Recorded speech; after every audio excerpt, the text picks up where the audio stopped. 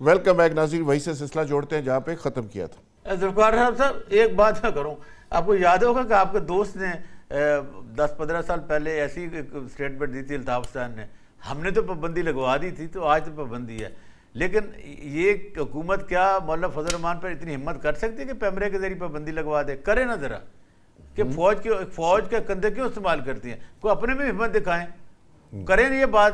شہباز شریف صاحب بات کریں کہ مولانا صاحب آپ نے بڑی زیادتی کی ہے، دیکھیں جب آپ چاہتے ہیں کہ آپ اداروں کو لڑوائیں، اس لیول سے کوئی نہیں آ رہی نا چیز۔ ہاں جی دیکھیں نا، اب حکومت خود نہیں ڈیفینڈ کر رہی، برگیڈ صاحب، بڑے افسوس کی بات ہے، یہ حکومت کو کرنا چاہیے تھا کہ مولانا صاحب نے بڑی زیادتی کی ہے۔ اگر کسی شخصیت سے، کسی سیاسی یا عسکری شخصیت سے کسی کو کوئی مسئلہ ہے اور وہ ذاتی اناد اور نفرت جو ہے وہ ادارے پورے کے خلاف استعمال ہو جائے تو یہ بڑا عجیب لگتا ہے۔ اور دوسرا، فضل الرحمان صاحب کے اندر اتنی خامیاں تھیں، کل کی ہم نے بڑی لمبی لسٹ ہم نے دیکھی ہے کہ بہت ہی زیادہ جرائم کی، ان کے جرائم کی لسٹ تھی، لیکن میں حیران ہوں کہ آج تک وہ جرائم پہ ساروں پہ پردہ ڈلا ہوا تھا، اب اچانک اس نے ایک غلطی کی ہے یا گستاخی کی ہے تو وہ ساری چیزیں نکل آئی ہیں۔ تو فضل الرحمان صاحب کے اندر یہ سارے جو پرابلمز تھے یہ پہلے بھی تھے بریگیڈیئر صاحب، تو کیا یہ اب نظر آنا شروع ہوئے ہمیں؟ مجھے موقع دیں ابزری، دیکھیں جی بات یہ ہے کہ مجھے تو وہ بھی دور یاد ہے کہ جب فضل الرحمان صاحب لیڈر آف دی اپوزیشن تھے۔ اچھا برگیڈیئر صاحب، کامران مرتضیٰ صاحب ہمارے ساتھ موجود ہیں، اگر اجازت دیں تو میں، وہ چونکہ بزی ہے کئی اجلاس پہ تو باہر نکل کے وہ ہمارے ساتھ بات کر رہے ہیں۔ کامران مرتضیٰ صاحب ویلکم ٹو دی شو۔ فضل الرحمان صاحب نے جو فرمایا پورے ملک کے اندر وہ ڈسکس ہو رہا ہے، بہت سارے لوگ تنقید کر رہے ہیں، آپ سارے دوست ان کو سپورٹ بھی کر رہے ہوں گے، یہ کہاں تک درست ہے کہ پورے ادارے اور شہداء کو انہوں نے ٹارگٹ پہ لے لیا؟ آپ اس کو سن لیجئے، پوری سپیچ کو سن لیجئے، سنیے نہ ادارے کو اس طرح سے وہ ملائن کیا ہے اور نہ شہداء کو۔ اچھا جی، ہاں، اگر ادارے کے بارے میں جو الزام لگا ہے اس کے اوپر جو ہے نا وہ پھر اس کے اوپر کوئی کمیشن بنا لیں، پھر اس کو چیک کروا لیں کہ وہ ادارے کے لوگ جو ہے وہ اس طرح یہ سب کچھ کہہ رہے ہیں، اس کا پورا سیاق و سباق دیکھیے نا ذرا۔ اور یہ بات صرف مولانا نے نہیں کی ہے، مولانا سے پہلے جو ہے محمود خان بھی کہہ چکے ہیں، محمود خان اچکزئی۔ تو اگر وہ بات یہ دو اتنے بڑے لیڈر کہہ چکے ہیں اور وہ اگر درست ہے تو پھر کیا اس کے بعد جو ہے وہ پھر کورٹ مارشل بنتا ہے یا نہیں بنتا؟ نہیں وہ ٹھیک ہے، کہنے کو تو شریف برادران پہلے کہتے رہے، محترمہ بینظیر بھٹو نے بہت کچھ کہا، بہت سارے، یہ پاکستان کی ایک بدقسمتی سے تاریخ ہے کہ بہت سارے لوگ بہت ساری بڑی بڑی باتیں کرتے رہے۔ اس سپیچ کے حوالے سے اسٹیبلشمنٹ یا اسٹیبلشمنٹ کے آگے جو لوگ لگے ہوئے ہیں ان کو 24-36 گھنٹے جو ہے سوچنا پڑا ہے، اور اس کے بعد جو ہے نا انہوں نے پھر اچانک جو ہے نا وہ ایک ہی طرح کی زبان بولنی شروع کر دی ہے۔ ذرا سپیچ پوری سن لیجئے۔ نہیں کامران مرتضیٰ صاحب، اس پہ اسٹیبلشمنٹ کی پالیسیز کے اوپر ہم بھی بات کرتے ہیں، پورے ملک کے اندر بات ہوتی ہے اور ہم نے ہمیشہ بات کی ہے، لیکن اس پہ اسپیسیفک جو ایک فکرہ ہے وہ تھوڑا سا سب کو وہ برا بھی لگ رہا ہے اور ہضم نہیں ہو رہا کہ شہداء پیسوں کے لیے مرتے ہیں جا کے، کیا یہ کہنا چاہیے تو نہیں؟ ذرا سن لیجئے نا، پیسوں کے لیے مر رہے ہیں یہی کہا ہے؟ وہ کہتے ہیں تنخواہ لیتے ہیں اس بات کی۔ آپ نے اس کو اچھی طرح سنا ہے اس بات کو؟ جی میں نے آپ اس کو جو ہے تھوڑا سا اس کو جو ہے نا ایون خالی لہجہ بھی تبدیل کر دیں تو اس کا بھی مطلب فرق پڑ جاتا ہے۔ ایک دفعہ سپیچ کو پورا سنیے، اس کانٹیکس میں سنیے، جو کچھ بلوچستان میں ہو رہا ہے اس کو سنیے، دیکھیے، جو کچھ خیبر پختونخوا میں ہو رہا ہے اس کو دیکھیے، جو کچھ ہمارے ساتھ جو ہے نا جو کچھ ہمارے ساتھ گزشتہ جو ہے نا کئی سالوں سے ہو رہا ہے، ہمارے لوگ جو شہید کیے جا رہے ہیں اس کو دیکھیے، اور اس کے بعد جو ہے نا وہ تقریر کو جو پنجاب کے اندر جا کے اتنے بڑے مجمع ہوئی ہے اور جس سے تکلیف پہنچی ہے کہ یہ تو ہمارے گڑھ میں آ گئے۔ اچھا کامران مرتضیٰ صاحب، اگر آپ کے ساتھ نہ ہوتا، آپ کا مینڈیٹ آپ کو مل جاتا تو پھر پورے ملک ٹھیک تھا، جو پی ٹی آئی کے ساتھ ہو رہا ہے باقیوں کے ساتھ ٹھیک ہو رہا ہے، اس پہ آپ کو کوئی گلہ نہیں، یعنی آپ کو گلہ ہے کہ آپ کے ساتھ جو ہوا ہے ماضی میں جب بھی آپ کو حصہ ملتا رہا آپ خاموش رہے۔ کا ذمہ دار ہوتا ہے نا، پی ٹی آئی کے ساتھ جو ہو رہا ہے یا پی ٹی آئی جو کچھ کر رہی ہے، کل پی ٹی آئی ان کے ساتھ رول پہ تھی نا، تو پی ٹی آئی جو ہے نا وہ اپنے لیے وہ خود روئے نا, سر دوسروں کے لیے تو نہیں آپ روئیں بھی گے. تو تھے کامران ہم مرتضیٰ تو اپنے صاحب, لیے روئیں گے نا, ہم اپنی تکلیف بیان کریں گے. نہیں آپ بھی تو تھے اسٹیبلشمنٹ کے فیورٹ تھے, بڑا آپ کا رومانس تھا, بڑی محبت تھی. میں یہ کہنا چاہ رہا ہوں کوئی بینیفٹ تو لیا ہوگا نا پوری. یہ رومانس اگر آپ کا دوبارہ شروع ہو جائے تو پھر فوج ٹھیک ہے, پھر کوئی گلہ نہیں. بات رومانس کی اس طرح سے نہیں ہے. اس وقت ملک کو برباد کیا جا رہا ہے, اس وقت ملک کو خراب کیا جا رہا ہے. رومانس تو ہم کو ابھی بھی کوئی اسٹیبلشمنٹ نے جو ہے نا وہ کوئی ایسا کوئی ہمارے خلاف کوئی ایسا وہ نہیں کیا. اس وقت ملک میں پرابلم کریٹ ہو رہا ہے, اور وہ جو ملک میں پرابلم کریٹ ہو رہا ہے اس کو پنجاب میں جا کے بیان کر دیا گیا, اس کے اوپر آگے تکلیف شروع. تو یا اس کا مطلب ہے آپ تو ماشاءاللہ بڑے سیزنڈ لائر بھی ہیں اور بڑا زبردست لا پوائنٹ پہ بھی بات ہمیشہ ہی کرتے ہیں. اس کا مطلب ہے کہ جے یو آئی نے ڈیسائیڈ کر لیا ہے کہ وہ رول آف لا کی بات کرے گی, اسٹیبلشمنٹ سے کبھی ہاتھ نہیں ملائے گی, اور جو ملک کے اندر ہو رہا ہے پہلے سے کیا ہوا ہے کہ وہ رول آف لا کی بات کرتی ہے, وہ دستور کے اندر کی بات کرتی ہے, دستور کی بات کرتی ہے, اور گریونس وہ ہمیشہ ریز کرتا ہے. کے پی گورنمنٹ اگر جے یو آئی کو مل گئی تو پھر تو معاملہ ٹھیک ہوگا. میں نے آگے اگلا فقرہ, پھر آپ نے بیچ میں سے ایک فقرہ نکالنا ہے نا, پھر ایک فقرہ آپ لے لیجئے. میں نے اگلا فقرہ بھی کہا ہے کہ جس کو جب تکلیف ہوتی ہے, جس کا گریونس ہوتا ہے, وہ ایجیٹیٹ کرتا ہے. اچھا, یعنی معاملہ ذاتی ہے, قومی نہیں ہے, کسی اور معاملہ پارٹی کے ذاتی نہیں ہے, معاملہ ذاتی نہیں ہے. میرے 2 صوبے اس ملک کے جل رہے ہیں, لوگ جو ہے نا وہ 2 دن میں جو ہے نا 200 بندہ شہید ہو رہا ہے ہر روز. یہ مسئلہ جو ہے نا وہ آگے سے مشورہ دیا جا رہا ہے کہ آپ بھی جو ہے نا لشکر بنائیے. خدا کے واسطے نہ کریں اس کو سپورٹ. اوکے برگیری صاحب, آپ نے کامران مرتضیٰ صاحب کی گفتگو سن لی. کامران مرتضیٰ صاحب بات کر رہے ہیں کہ جی ہم تو رول آف لا کی بات کر رہے ہیں, لیکن ان کا گلہ بھی ہے. وہ کہتے ہیں گلہ ہوتا ہے تو پھر ایجیٹیشن تو ہوتی ہے. دیکھیں with all respect to Kamran Murtaza sahab, میرے خیال وہ چلے گئے. میں نے وہ دور بھی دیکھا ہے فضل الرحمان صاحب کا. ہم سب نے جب وہ جنرل مشرف کے لیڈر آف دی اپوزیشن تھے 2003 کے بعد جو پی ایم ایل کیو کی گورنمنٹ آئی تھی, تو وہاں اس وقت بھی لوگ ہمیں بتاتے ہیں کہ وہ ان کو سب مراد ان کے ملے تھے, بہت کچھ ان کو ملا تھا اس دور میں. اور ایک تو شخص نے مجھے یہ بھی بتایا جو وٹنس تھا کہ جناب میں ان کے پاس کوئی چیز لے کے گیا ڈاکٹر, ان کا صرف بتاؤ سائن میں نے کدھر کرنا. مطلب یہ کہ ان کے اتنے اچھے تعلقات تھے اسٹیبلشمنٹ سے اس وقت, اور ظاہری بات ہے بس پھر اس سے ان کو فائدے بھی ہر قسم کے ہوئے ہوں گے. دیکھیں فضل الرحمان صاحب کا جو موجودہ مائنڈ سیٹ ہے وہ سمجھنے کی کوشش کریں. اچھا جی, 26ویں ترمیم جب آئی تھی اگر آپ کو یاد ہے تو ان کی نیوسنس ویلیو بہت زیادہ تھی, اور اس کی نیوسنس ویلیو میں میں سمجھتا ہوں ان کی جو اپنے ایگو ہے ذاتی یا ان کی سیاسی ایگو جو ہے پارٹی کی ایگو, وہ ہم نے عروج پہ دیکھی. اور جتنی نیگوسیشن ہوئی تھی صبح رات اس میں ان کا ایک بہت بڑا رول تھا. لیکن اس وقت صورتحال یہ ہے 26 ترمیم ہونے کے بعد اب ہم دیکھ رہے ہیں کہ جب تھوڑا اور نیشنل اسمبلی میں توڑ پھوڑ ہوئی ہے, سیٹیں آگے پیچھے ہوئی ہیں, اب ان کے 5-6 سیٹیں رہ گئی, ان کی وہ nuisance value, political nuisance value ختم ہو گئی ہے. میں سمجھتا ہوں کہ وہ ریلیونس وہ نہیں رہی ہے. اب وہ اپنی political relevance, political nuisance value کو دوبارہ بڑھانا چاہتے ہیں.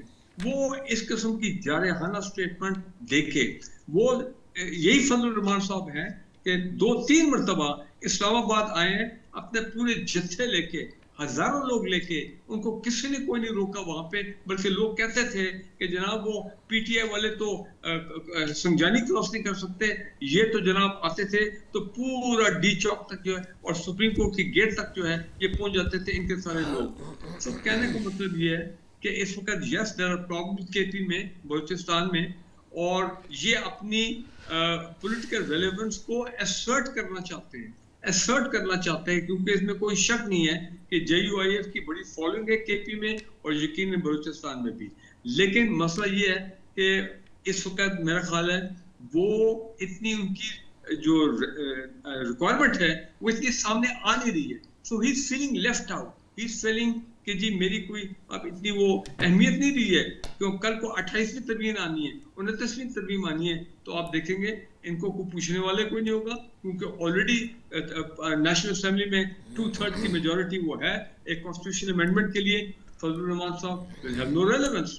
سو ایک بات تو میرے برگیڈ ذہن میں صاحب آتی پھر ہے وہ کہ سڑکوں کے ایسے اوپر ہوں موقع گے، پر وہ پی ٹی آئی جس کے ساتھ میں بھی مل سکتے ہیں، وہ ان کے پاس ایک ڈنڈا بردار پوری فورس ہے، وہ پرابلم کریٹ کریں گے میں گورنمنٹ مانتا کے. ہوں ان کی بڑی فالوئنگ ہے، ان کے مدرسہ میں بڑی فالوئنگ ہے، لیکن اب میری ایک بات سن لے.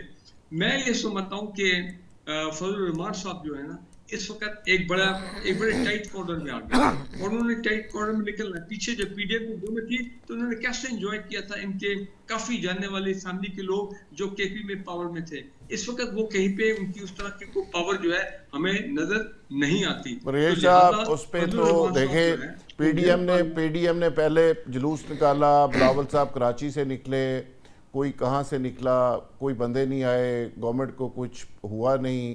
پھر فضل الرحمان صاحب ڈنڈا بردار لے کے آئے یا ان کے لوگوں کو ریکویسٹ کی گئی. تو جب ان کا لانگ مارچ سندھ میں داخل ہوا کے پی سے تو نواز شریف صاحب جیل سے ہسپتال آ گئے. جب وہ لاہور کی سرحد عبور کی، ابھی لاہور نہیں پہنچا تھا، تو وہ وہاں سے وی اے پی کمرے میں آ گئے، وہاں سے پھر پلیٹلیٹس گرنا شروع ہوئے، پھر جہاز میں بیٹھے اور باہر چلے گئے. تو فضل الرحمان صاحب کا ایک کنٹریبیوشن تھا سارے معاملے میں. ان سے کوئی وعدے کیے گئے تھے فردوس بیم نقوی صاحب، وعدے پورے نہیں ہوئے، تو مجھے لگتا ہے کہ وہ بھی غصہ ہے. اگر آپ مجھ سے پوچھنا چاہتے ہیں، میں بڑا محظوظ ہو رہا تھا پورے ٹائم. آج لگتا ہے کہ سارے لوگوں نے پی ٹی آئی جوائن کر لی. جتنے جو کچھ بولا وہ میں نے ماضی کے آپ کے پروگراموں میں بولا تھا انہی کے بارے میں، اور یہ کہتے تھے کہ نہیں ایسا نہیں، چاہے وہ بریگیڈیئر صاحب ہو اور خاص طور پہ چیمہ صاحب. لیکن آج تو چیمہ صاحب نے بھی اعتراف کر لیا کہ پاکستان مسلم لیگ نواز کی حکومت خطرے میں. اور میں اس سارے کا تجزیہ یوں دے دیتا ہوں کہ اس وقت آرمی اور پی ایم ایل این ایک پیج پہ نہیں ہے. اس کی وجوہات بتا بھی سکتا ہوں لیکن بہتر نہ بتاؤں، اس سے کہ اس میں بھی ہماری لیکن نقوی صاحب سنیں، نقوی صاحب وہ ایک پیج پہ ہوں یا نہ ہوں، اس کا فائدہ آپ کو اس لیے نہیں ہونا کہ آپ نے اس کیفیت سے نہ فائدہ اٹھانا ہے، نہ آپ کے پاس کوئی اس کا سسٹم ہے، نہ اللہ کے فضل سے کوئی وزڈم ہے، نہ آپ نے وہ سپیس لینی ہے. آپ کی پارٹی خود تتر بتر ہے، وہ لڑے یا نہ لڑے آپ کو فرق نہیں پڑتا. ہماری پارٹی کا حال تو چھوڑ دیجئے. ہم تو دسمبر کا جو 24 فروری کا وہ 8 فروری کا الیکشن جو تھا اس میں بھی جتنے تجزیہ کار تھے انہی نے پی ٹی آئی کو 20 سے 25 سیٹیں کہی تھی. تو ہم تو آپ لوگوں کے تجزیے سے بہت واقف ہیں. البتہ آج چیمہ صاحب نے مان لیا کہ شاہجہان بخاری کو ہروایا گیا. کس کی مرضی سے ہروایا گیا؟ وہ گورنمنٹ آف دا ڈے یا فوج جو کہ مینج کرتی ہے. باقی کہانی ہمارے دوسرے تجزیہ نگار نے بتا دی کہ جی ملک کے اندر وہ ان کو دوست کہہ کے پکارتے رہے تو کہہ دے. اور آپ کے جو ہمارے جے یو آئی کے دوست آئے مرتضیٰ صاحب بڑی اچھی بات کرتے ہیں، بڑے اچھے لہجے میں بات کرتے ہیں. انہوں نے کہا کیس یہ ہے کہ قرآن کی آیت ہے نماز مت پڑھو، وہ لے کے میں دکھاتا پھرتا ہوں نماز مت پڑھو کہ ان کے ساتھ یہ ہوا ہے. یہ اگلا جملہ بتا دے نشے کی حالت میں، وہ نہیں بتایا. ان کی شکایت یہ بات نماز مت پڑھو کی بات چل رہی ہے. آزاد جموں کشمیر تباہ کر دیا، جنہیں نے تباہ کیا وہ آج الزام کسی اور کی طرف لے کے جا رہے ہیں.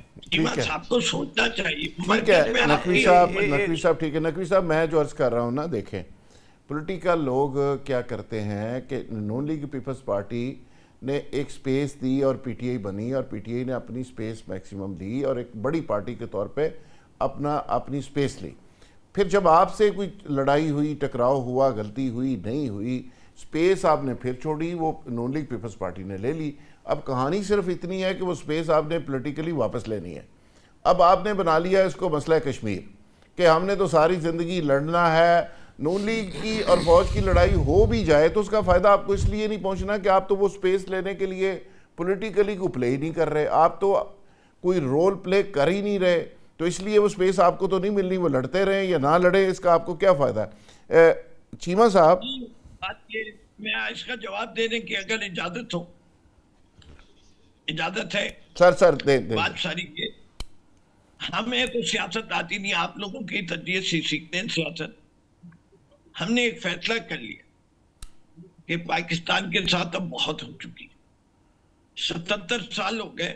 अच्छा, अयूब ने जो इस मुल्क के साथ किया है कायदे आजम के जमाने से, सिर्फ अपने आप को आगे बढ़ाने के लिए, और उसने सिकंदर मिर्जा ने मिलकर जो साजिश की थी, अब वक्त आ गया कि कुछ पार्टियां स्टैंड लें, सारी पार्टियां स्टैंड लें। फिर आज कि नकवी we साहब will सुने, establish- जाते जाते ना आज नकवी साहब ये ऐलान कर दें हमारे टीवी चैनल पे कि अगर मेरी पार्टी गेट नंबर 4 के जरिए दोबारा इक़्तिदार में आई तो मैं पीटीआई छोड़ दूंगा। आज कह दें, आना आपने उधर से ही है, नहीं, ये मैं गारंटी से कह रहा किसी भी- हूँ। आना है आपने, मैं किसी पुरानी मेरी तनख्वाह बात पे आपने सुनिए। गुजार आपने पुरानी तनख्वाह पे चलना है। फिर आपने जो बात कह दी है ना, कह दी।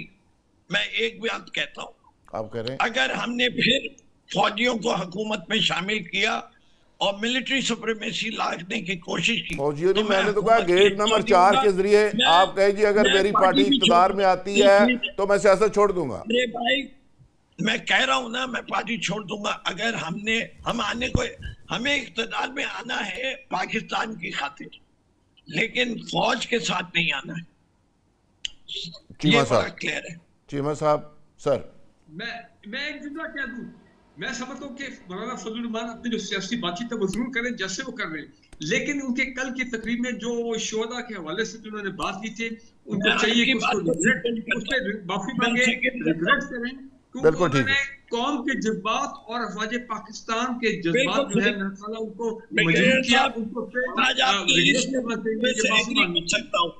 मैं समझता हूँ, देखिए, हमें अपने शोहदा को बड़ी इज्जत देनी चाहिए। चीमा साहब दीन भी हम- शॉर्टली, चीमा साहब इस पे आप जरा कमेंट कर दें, फिर अब्दुल्ला मलिक साहब से भी कमेंट लेना चाहिए। चीमा साहब आप जी, अब्दुल्ला मलिक साहब। देखिए जुल्फ़ार साहब, ये बड़ी क्रिटिकल सिचुएशन है। हमारे सारे सियासतदानों को मिल बैठ कर सोचना चाहिए कि तारीख में पहली दफ़ा जो इस्टेब्लिशमेंट है बंद गली में चली गई है। आपको याद होगा कि माजी में भी मुशर्रफ के रजीम में भी जब इस्टेब्लिशमेंट इस किस्म की खदमात करनी थी तो वापसी के रस्ते खुला रखते थे, इवन के ज़ियाउल हक के दौर में। लेकिन बदकिस्मती से इस वक्त सियासतदान भी बंद गली में हैं और हमारी इस्टेब्लिशमेंट भी। लेकिन ये कि रविश और रवायत अच्छी चीज़ नहीं है, ये हमारे मुल्क की सलमियत के लिए, हमारे इदारों के लिए कोई अच्छी रविश नहीं है। हमें चाहिए कि मिल बैठ कर हम पाकिस्तान का सोचें, बिल्कुल अपने ठीक मुल्क है। का सोचें। और हमारे जहाँ इसमें कोई शक नहीं है कि इस वक्त हमारे 2 सूबों में और आज़ाद कश्मीर के हालात इतने अच्छे नहीं हैं। हमें इस चीज़ पर गौर करना चाहिए और इदारों पे यकीनन एक क्वेश्चन उठाया जा सकता है सियासी मुदाखलत के हवाले से, लेकिन कोई सख्त इस किस्म के बयान नहीं देना चाहिए। बिल्कुल ठीक है अब्दुल्ला मलिक साहब, बहुत शुक्रिया। नकवी साहब आपका शुक्रिया, ब्रिगेड साहब आपका शुक्रिया, चीमा साहब आपका बहुत शुक्रिया। देखिए जी, सबसे पहले पाकिस्तान की बात इसलिए हम करते हैं कि अगर पाकिस्तान है तो आपकी सियासत है, पाकिस्तान है तो आपके ओहदे हैं, पाकिस्तान है तो ये झंडे वाली गाड़ियाँ हैं, पाकिस्तान है तो चीफ मिनिस्ट्री, प्राइम मिनिस्ट्री है जिसके लिए आप मरे जा रहे हैं। तो मेरा ख्याल है कि सबसे पहले पाकिस्तान को रखें और पाकिस्तान किसी की नफ़रत में, किसी के बुग़्ज़ पे पाकिस्तान की दुश्मनी का झलक नज़र नहीं आनी चाहिए और फ़ौज की दुश्मनी की झलक बिल्कुल नज़र नहीं आनी चाहिए। बहुत शुक्रिया जी। कल इंशाल्लाह दोबारा नए प्रोग्राम के साथ मुलाकात होगी, तब तक के लिए इजाज़त।